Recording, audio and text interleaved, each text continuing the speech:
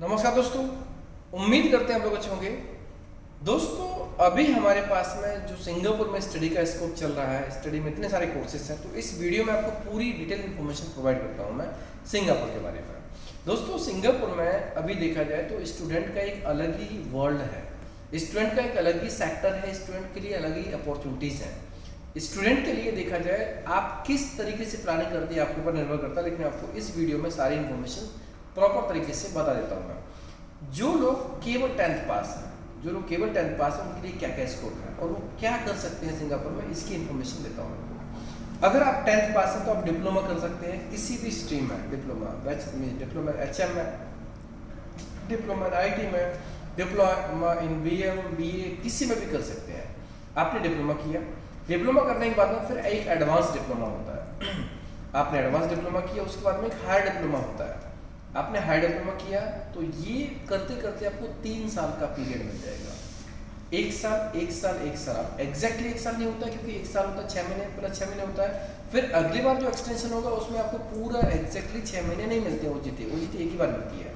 तो फिर वो एक्सटेंशन होता है, वो 9 महीने वाला, 10 महीने वाला, या फिर कुछ 12 महीने वाले होते हैं, वो एक्सटेंशन करेंगे। उसके बाद फिर अगला जो होता है ना, वो भी हायर वाला होता है, तो और वो भी बड़ा होता है। तो आप ऐसे प्लान करेंगे। तो हमारे पास में ऐसे कोर्सेस हैं जहाँ पर आप 2.5 साल 3 साल का आराम से प्लान कर सकते हैं, या फिर देखा जाए तो आप 3.5 साल का भी प्लान कर सकते हैं। तो ये चीज़ है। अभी इस टाइम पर अगर आप 10th पास है तो भी आप 3 साल तक का कंटिन्यू प्लान कर सकते हैं। अगर आप 10th पास के साथ साथ में 12th पास भी हैं या फिर डिप्लोमा आपके पास में है, तो आपके पास क्या क्या स्कोप है। आप या तो डिप्लोमा स्टार्ट कर सकते हैं, फिर उसके बाद 3 साल के पैटर्न पे आ सकते हैं, या फिर आप डिप्लोमा स्टार्ट करें, यहाँ का एनवायरनमेंट समझें, उसके बाद में फिर आप बैचलर्स के लिए एंट्री ले सकते हैं। तो ये आपके लिए काफ़ी इंपॉर्टेंट हो जाएगा, इसमें आपको यहाँ पर लॉन्ग टर्म के लिए स्टे के लिए मिल जाएगा।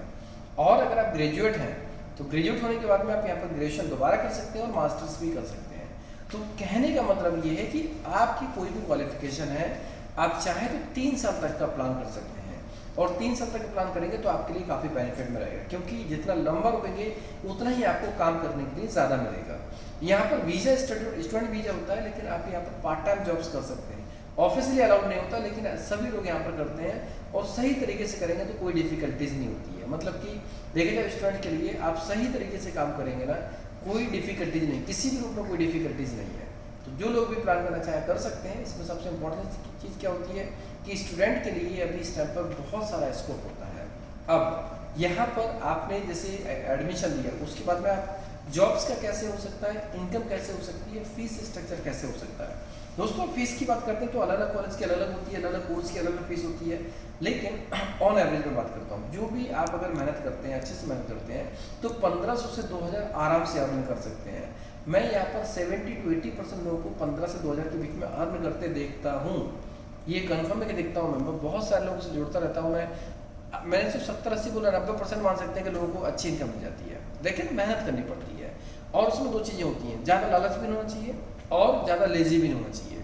ज़्यादा लालच मैंने इसलिए बोला क्योंकि आपको अपने कॉलेज का टाइमिंग भी पूरा करके रखना है, अटेंडेंस आपकी पूरी होनी चाहिए, तो कॉलेज आपको हर एक लेवल पर सपोर्ट करते हैं। और लेजी नहीं होना चाहिए, उसका रीज़न है कि आप बिल्कुल काम ज़्यादा नहीं करेंगे तो इनकम कम हो जाएगी, फिर सर्वाइव नहीं कर पाएंगे। इसीलिए यहाँ पर उतनी मेहनत करनी पड़ेगी जितनी रिक्वायरमेंट है। तो ये एक बहुत ही इंपॉर्टेंट चीज़ है कि आपको कमाने के लिए एक अच्छा स्कोप मिल जाता है। अब जो आप कमाते हैं उसमें से आपका पॉकेट मनी निकलने के साथ साथ में कॉलेज की फीस भरने के बाद भी आपके पास कुछ पैसा सेफ हो सकता है, और ये पैसा सेफ हो सकता है। अभी सपोज कीजिए कि आपके मन में कोई दूसरी प्लानिंग अभी नहीं है, बिकॉज ऑफ फंड नहीं कर पा रहे हैं, तो फिर आप ये मान लीजिए आप ऐसा प्लान कर सकते हैं, 3 साल के अंदर में आप यूरोप निकलने का प्लान कर सकते हैं। 2 साल तक आप यहाँ पे स्टडी करके आप अर्निंग कर रहे हैं, उसके बाद में फिर यहीं पर सबमिशंस कर सकते हैं यूरोप के लिए, या फिर आप यहाँ पर स्टडी कंप्लीट करने के बाद में इंटरव्यू देकर जॉब भी हासिल कर सकते हैं। तो बहुत ही ईजी है, लेकिन प्लानिंग आपको पहले से करनी पड़ेगी। लोग क्या करते हैं, मैक्सिमम प्लानिंग कैसी होती है, जैसे उनका डिग्री कंप्लीट डिप्लोमा कंप्लीट हुआ 6+6 का, तो वो क्या करते हैं, जॉब इतनी कंटिन्यू रखते हैं कि जो लास्ट में 1 महीना मिलता है उसमें भी जॉब करते हैं। जब 1 महीना मिलता है तो उसमें भी जॉब करते हैं। तो इसका मतलब क्या हो जाता है कि उनको जो लास्ट महीने जॉब करने का होता है ना, उसमें उनको जॉब सर्च करना चाहिए या फिर एक्सटेंशन के लिए डाल देना चाहिए, बट वो कुछ किए बिना किसी आगे की सिक्योरिटी के वो पूरे लास्ट दिन तक काम करते हैं। तो उनको लगता है कि हम ज़्यादा अर्न कर लेंगे, अरे उस टाइम पर ज़्यादा अर्न कर लेंगे, लेकिन समय की जो कीमत है ना वो अलग होती है। फिर वो लोग दोबारा बहुत कम केस में जा पाते हैं। मैक्सिमम कई बार ऐसा होता है 50% चांस होता है कि आईसी अप्रूवल नहीं देता है एडवांस के लिए, और इसलिए अगर आप कंट्री छोड़ के चले जाते हैं तो इसलिए बेटर होता है कि आप कंट्री में रहते ही अगर इस पर प्लान करेंगे तो बहुत अच्छा रह सकता है। क्योंकि सिंगापुर में अगर आप वहीं पर रुके हैं तो आपको अलग तरीके से स्कोप मिलेगा, अगर आप वहाँ से एग्जिट हो जाती है तो उसके बाद स्कोप आपको अलग मिलेगा। इसलिए बहुत ज़रूरी होता है कि लॉन्ग टर्म प्लानिंग करें, करियर प्लानिंग ढंग से करें, जिससे कि आपको बेनिफिट रहेगा। अब यहाँ पर पार्ट टाइम जॉब कहाँ कैसे कैसे मिलती है, क्यों मिलती है, इसके ऊपर भी मैं आपको बताता हूँ। पार्ट टाइम जॉब्स जैसे पार्सल डिलीवरी की जॉब होती है, डिश वॉशिंग की जॉब होती है, क्लीनिंग की जॉब होती है, इस टाइप की जॉब्स मिलती है, जिसमें से जो डिश वॉशिंग या क्लीनिंग है ये आपको इन हाउस का काम मिल जाता है, और इसमें से जो सैलरी मिलती है वो $7, $8, $9, $10 पर आवर के हिसाब से सैलरी मिलती है। ऑन एवरेज एक अच्छी खासी सैलरी अर्न कर सकते हैं। आप पूरा कैलकुलेशन करके देखेंगे तो आपको काफ़ी अच्छा स्कोप मिल जाता है। जब आप बहुत सी जगह जॉब ढूंढते हैं तो आपको जॉब इजीली मिल ही जाती है, क्योंकि सिंगापुर में ऐसे बहुत सारे लोग काम करते हैं जो स्टडी पे हैं और काम करते हैं। यहाँ पर सिंपल सी बात है, अपने काम से मतलब रखो तो कोई डिफिकल्टी नहीं है, आपको कोई डिस्टर्ब नहीं कर सकता है अगर आप जेन्युइन तरीके से काम करेंगे। यहाँ पर अपने डॉक्यूमेंट अपने साथ में रखें और आप कहीं पर भी किसी से झगड़ा ना करें, अच्छा व्यवहार रखें, तो आपको कोई परेशान कर ही नहीं सकता है। ये एक इम्पॉर्टेंट चीज़ है। सो कोई भी कैंडिडेट जो प्लान करना चाहे कर सकते हैं इसमें से।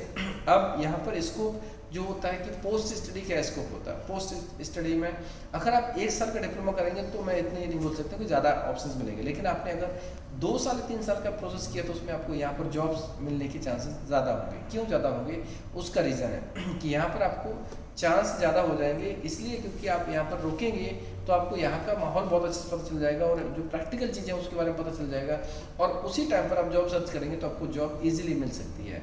लेकिन मैं कहूँगा कि सिर्फ HM में कोर्स नहीं करना चाहिए, हमें अलग अलग टाइप के कोर्स भी लेना चाहिए। मतलब कि स्टूडेंट एक ही भीड़ में ना जाए, एक ही डायरेक्शन में नहीं जाए, क्योंकि आप देखना अगर एक ही दिशा में भीड़ होती है तो फिर सैचुरेशन हो जाता है, फिर उसमें रिजल्ट कम हो जाता है। इसीलिए मैं हमेशा रिकमेंड करता हूँ कि डाइवर्सिफाई होना चाहिए।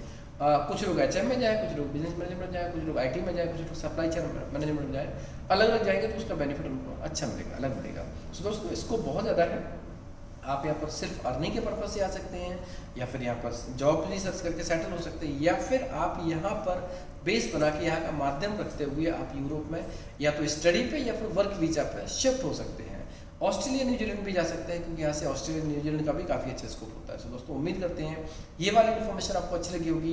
यहाँ पर आपको एज लिमिट मैंने बताया कि 16 साल से लेकर 32 साल के बीच में एज होती है।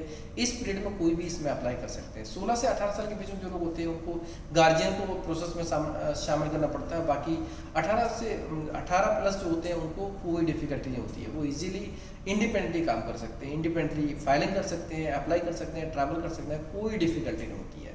सो ये चीज़ है। यहाँ पर कोई भी कैंडिडेट जो प्लान करना चाहे बिल्कुल कर सकते हैं। आपको कुछ क्वारीज है तो कमेंट्स में मेंशन कर सकते हैं, आपको रिप्लाई जरूर मिलेगा।